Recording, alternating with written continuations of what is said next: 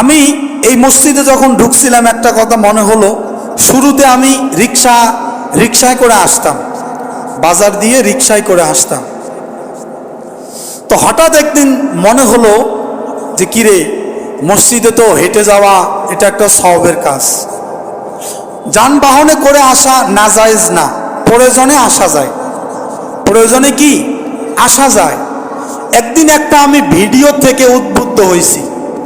আমি মাঝে মাঝে বলি, ওই যে দানের ব্যাপারে বলি না, যে সবাই দান করে ভিডিও করে ছেড়ে ফেসবুকে দেয়, ইউটিউবে দেয়। হ্যাঁ, এটা মূলত নিয়তের উপর ভালো খারাপ, এটা মূলত কি নিয়তের উপর ভালো খারাপ। আপনার নিয়ত ভালো হলে সওয়াব পাবেন, নিয়ত খারাপ হলে সওয়াব তো হবে না, গুনাহ হবে।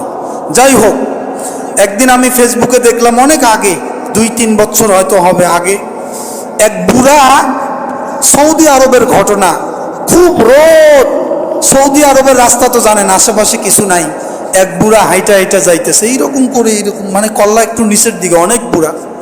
তো একটা কার মাইক্রো আসছে, কাছে থামাইছে, ভিডিও করতেছে আর কথা বলতেছে, চাচা বা যেটা যাই হোক, আমার ভাষায় আমি বললাম, আমি আপনাকে লিফট দেই, চড়েন গাড়িতে, মসজিদে নামাই দিব।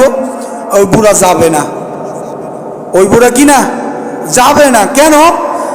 বলে যে পায়ে হেঁটে গেলে প্রতি কদমে কদমে সওয়াব পাওয়া যাবে। বলেন সুবহানাল্লাহ।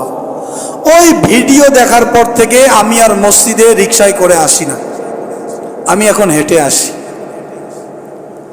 চিন্তা করছেন আমাদের চিন্তা ভাবনা কোথায় আর আল্লাহ ওয়ালাদের চিন্তা ভাবনা কোথায়? আল্লাহু আকবার।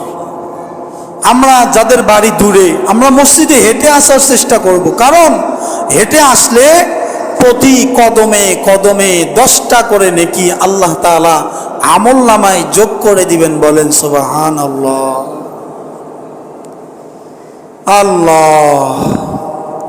আল্লাহ তাআলা আমাদেরকে মসজিদের দিকে হেঁটে আসার তৌফিক দান করুক। বলেন আমিন।